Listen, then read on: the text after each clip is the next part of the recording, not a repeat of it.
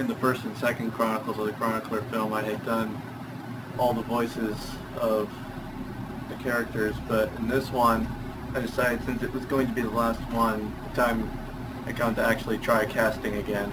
I had tried that in the first one, but I was unable to get anybody except for my friend Bailey. She was originally going to be Holly, but scheduling kind of prevented it, and it got to the point where Sam's Comics, the movie, got picked up, and I decided I would much rather have her in that movie than have her in Chronicles of the Chronicler, so she was dropped.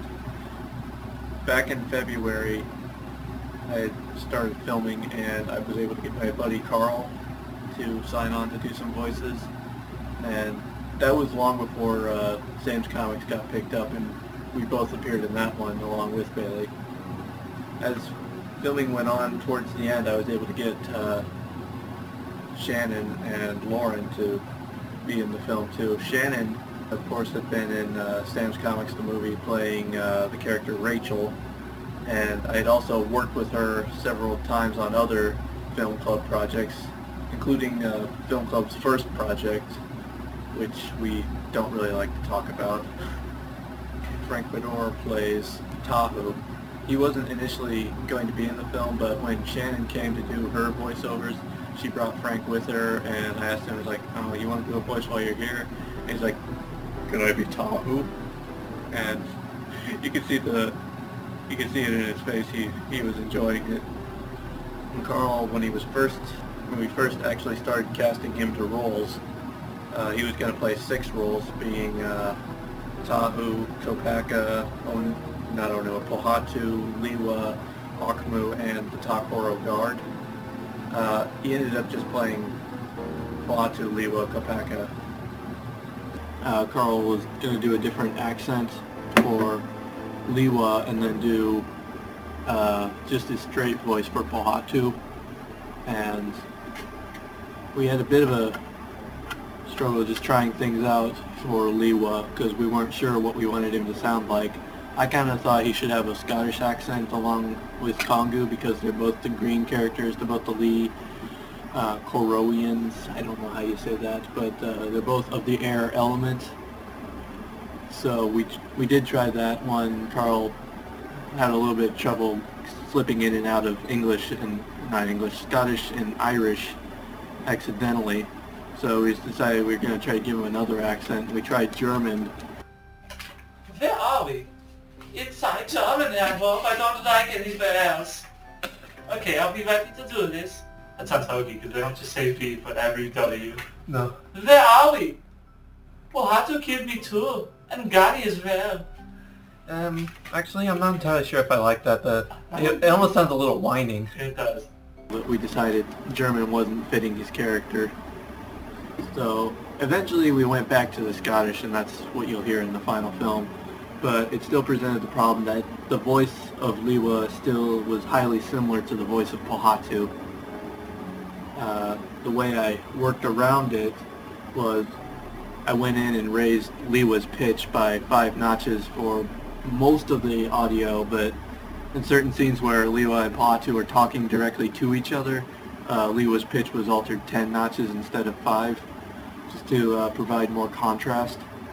And that's one way, a simple way I found a way around. And Lauren, who is a friend of Carl's, has been in several of his films, and I've worked with her on a couple of his movies, plays Gali. As for my own voices, I reprised the majority of my roles, the only 2 I didn't reprise being Holly and Pohatu. For me, developing the voices of my characters, Takua is basically my own voice.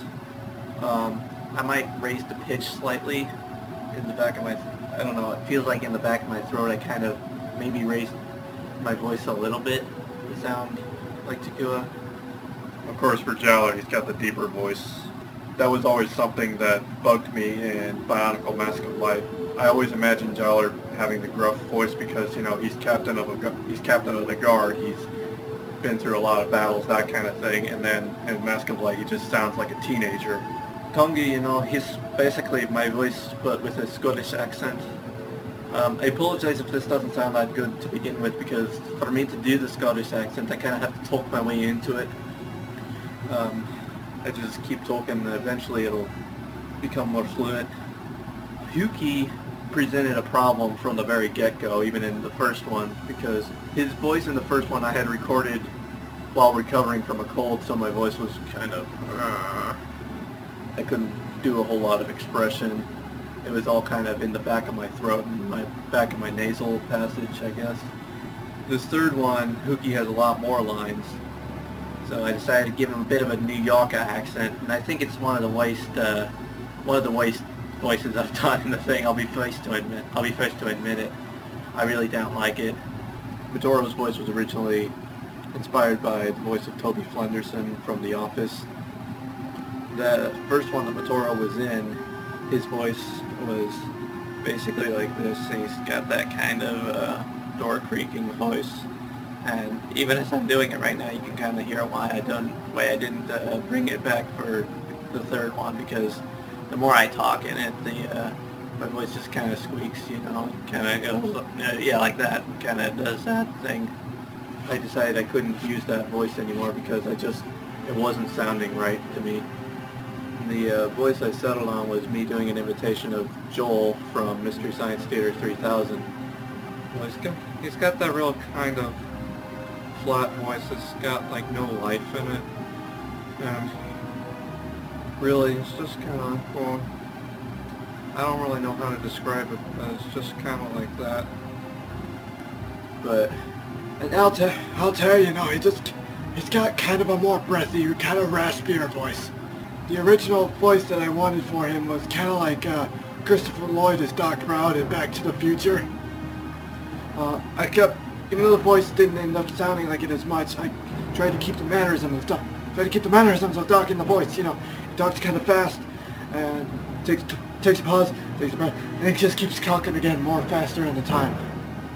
In the time travel, that too really kind of lent itself to having the Doc Brown voice. There was a comment on one of my videos where it said something like they loved the video but they hated the voices. Well, I took that in stride. I tried to make my voices better for this one. I mean, I accept criticism, and I try to use it to make my videos better. But yeah, I tried to put more emotion into the characters' voices in this one. So try to make it as best as I could, pull out all stops for this last one. And I think it's really paid off in the long run. And I will see you next week with more video updates behind the scenes with episode 3, the search, and behind the scenes talking about some more cool stuff. I forget exactly what it is, but you'll see when it comes.